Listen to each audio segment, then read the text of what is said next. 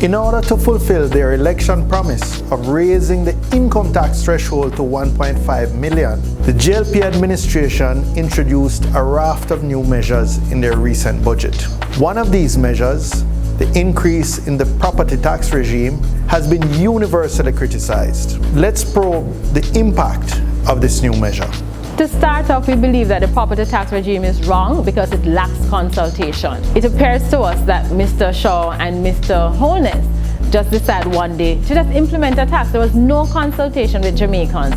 Secondly, it is wrong because of the excessive increase that persons are being asked to bear. And finally, it is wrong because persons were not given any timeline in which to adjust. As you may know, many persons, particularly businesses, would have planned for their property tax as part of their financial year, and then without notice they are being asked now to pay 100%, 200%, in some cases 500% increase on property tax. And we believe that is wrong and should not be supported.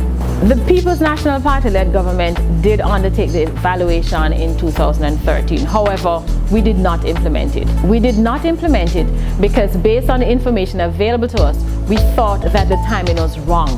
We decided then that we would have taken another route, which we did, so as to lead to less hardship on Jamaicans. The problem with the recent property tax regime is that it is grossly unfair, impacting several groups of Jamaicans in a way that they just can't really manage.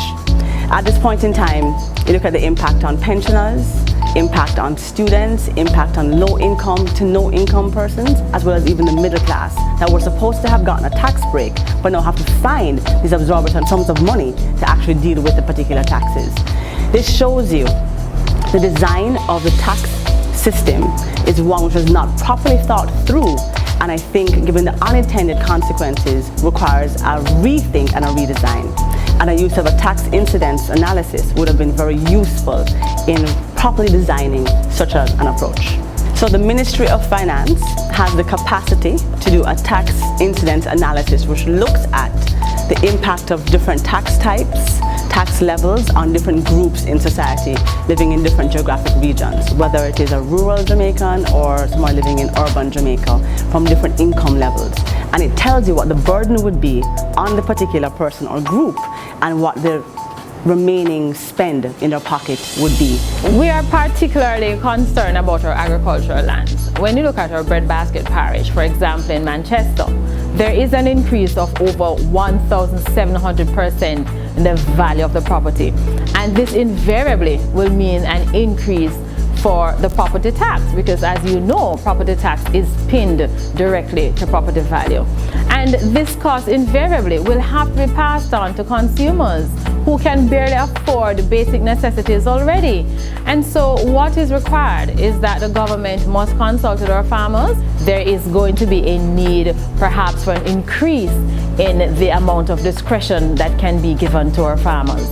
As has been seen by the outcry from the JMA, the Jamaican Manufacturers Association, the JHTA, today even the Jamaica Agricultural Society, the impact on small business, impact on large business seems to be quite deleterious in terms of the cost and weight on the business itself.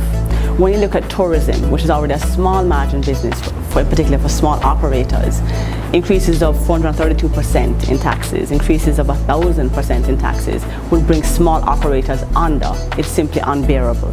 Similarly with agriculture, once again, small margin. When they look at how they tax large parcels of land, it actually shows you that it's an exorbitant increase which cuts into any kind of real margin for agricultural producers, which either would be a disincentive for them to stay in the business or a disincentive for people to enter agriculture. What needs to happen now is that the Jamaica Labour Party-led government needs to halt immediately the imposition of this property tax. The government also needs to start a national consultation.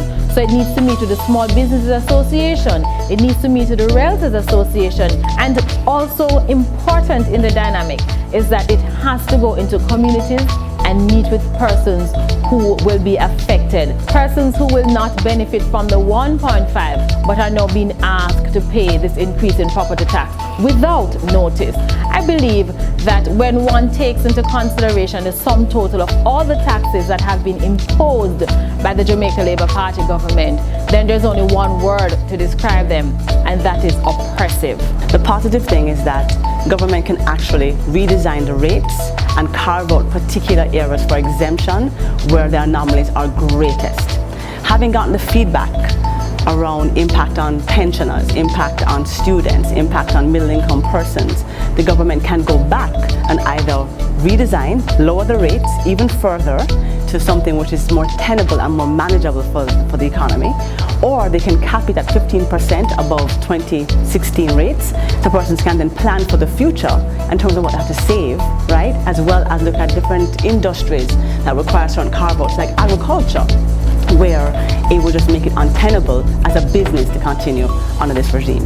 Of all the tax choices, property tax is actually one of the more progressive taxes, because those that have more tend to pay more, meaning that a 1 acre lot in Cherry Gardens, that owner would pay a lot more tax given the value of that land versus somebody who has a 1 acre lot in, say, Mona or even Lucy, Hanover, for example.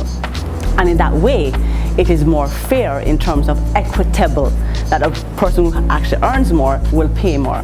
However, in this particular instance, by virtue of all the parcels being evaluated over across Jamaica, and the impact on the middle class, impact on the low income, impact on the no income, this is where the government has to also look at other ways to ameliorate the impact there, because while the rich are paying more, which is appropriate, the other groupings are not able to manage at this particular point in time. We have seen that the new property tax regime was introduced hastily and without consultation with stakeholders. This is not good governance, nor is it the appropriate way to promote growth and stability within a society.